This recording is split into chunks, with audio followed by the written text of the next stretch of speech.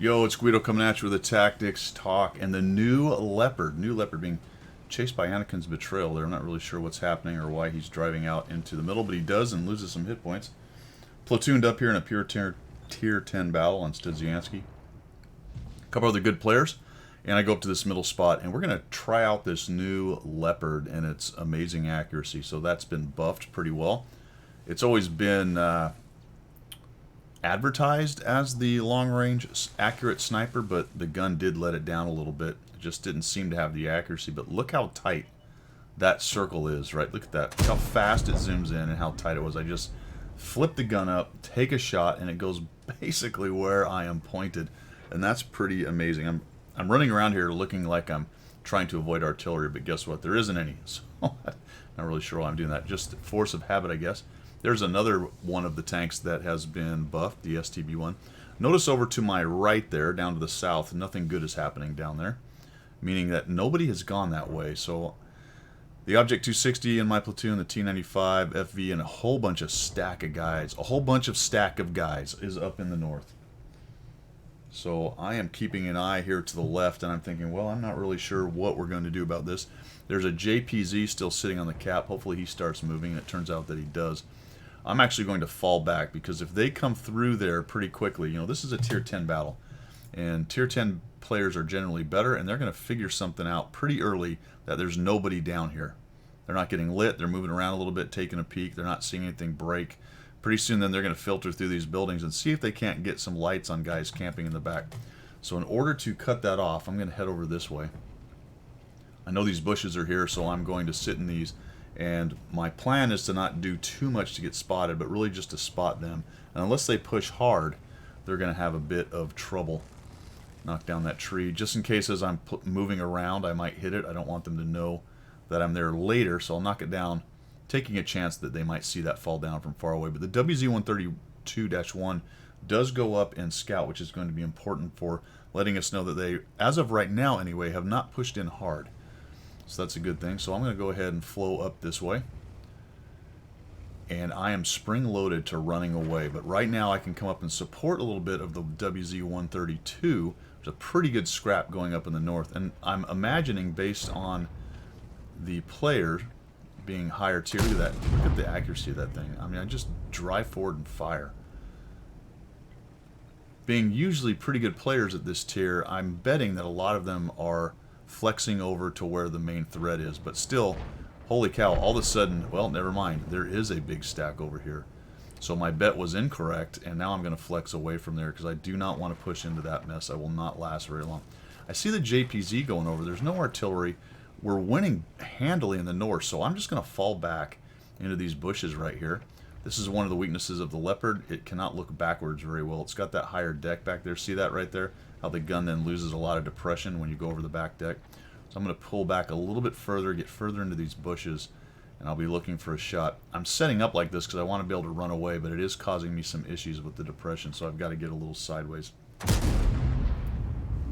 That's just a bad shot on my part. It had nothing to do with the dispersion. I was just behind him. And we take him down. And so the JPZ's got their attention. They're going to have a hard time pushing in. We've got several TDs back here. So I see him moving in. I'm going to move back around. I'm actually going to hold off like this because I'm feeling a little bit more confident based on who's there. Look at the, just look at the accuracy of that. That's just amazing. Move forward in the bush to get the light, and then move back until it goes opaque way. The 140 is moving around a little bit, looking for cover. I can't really figure out where he is, so there we go. Look at that. Just, holy cow. And I'm kind of moving around when I take those shots. Not really having to let it settle very much. It's just so accurate. JPZ's holding his own. Again, two TDs back here. Our guys are around behind him, and now I'm starting to think about, all right, how do we leverage this? Now, I am going to get spotted there. That I did not want to lose the opportunity to hit that 110-4, and I knew that this was going to cost me a little bit. The Sturv 103 has actually moved up. The Object hits me. And I'm just trying to move enough into the bushes around that they don't really have a bead on where I was. I think a shot actually comes in here, and I just get lucky that it misses me. The Sturv, if he's smart, is going to fire one more time into this bush. If he saw me just rocking back and forth, I'm pretty lucky I didn't take another hit. trying to change my position just a little bit in case they are trying to guess. So there's the 268. The 277 has flowed back. They still have a lot of beef. It's 6'4", that's a good advantage, but it's definitely not a sure thing. And our guys that are pushing in are kind of getting wrecked because they're not getting any real support from us. So we've got to change this fight over here in the south here pretty soon. I see the second JPZ moving up, and that's my cue then to support him, see if I can't start getting guys lit, get them to blunder into one of these two JPZs. So we'll move forward. We got a lot of map control. We just need to be careful about not walking in. There's still a lot of big guns on that enemy team. Use these bushes to back up, see if I can find a shot. Can't quite get there. The JPZ turns around the corner there and sets up. And dares them to do anything about it. S7 goes down. 277 is behind a building right there. The 268 V4 is right next to him. I'm just looking for a possibility of getting a shot in here. We'll move up. Tier 10, when you do these things, you got to be careful. You can be a little bit more reckless when you are driving at lower tiers when you do things like this. But at this tier, and then here comes the platoon mate, 260's flexed over. Looking for a shot. There we go. He takes him down. I am taking a risk that there's somebody out on the left, but looking at where everyone's lit, I really don't believe there's anyone off to the left there. The 268 is probably the biggest one I'm worried about. Holy cow, found that guy. Look at that accuracy. Just on the run, fire. It was definitely going to happen right there. The 268's coming at me. Nice maneuverability. Look at that. Boom. I mean, it's amazing. Just absolutely amazing. And this is a shot I'm not very good at. I just go third person. I'm not even auto aim. Just come down there and fire. I did take a hit from their Leopard 1, but we'll push in. He dies.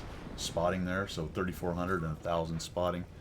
Now we're just rushing in and looking to take out that 103. The 103 had clearly moved up earlier when he shot me, but it looks like he's fallen back to some place back here. And to be honest, I'm not sure if I get another shot in. Maybe some spotting damage. The STB's on that guy, so we'll see what happens there. I think I could bounce. Yeah, I take a hit. I don't think I get anything out of it. I try to go for the lower plate. Nothing doing. Down he goes. And I do get the spotting. Look at that. 2,830, 3,464, 3 kills. And I think a really good example of what the new Leopard is. It really is amazing as far as the accuracy goes and its ability to move around the map. Really, you got to give it a try. If you've got it, revisit it. I definitely recommend it. You still have to be careful. You notice it's paper, right? It gets shredded. So I had to do that very carefully. But once I was able to unleash and start taking those shots and moving shots, man, really cool at this point. All right, guys, thanks for tuning in. I do appreciate it. Thanks for your support of the channel. Keep it coming, and as always, we will see ya.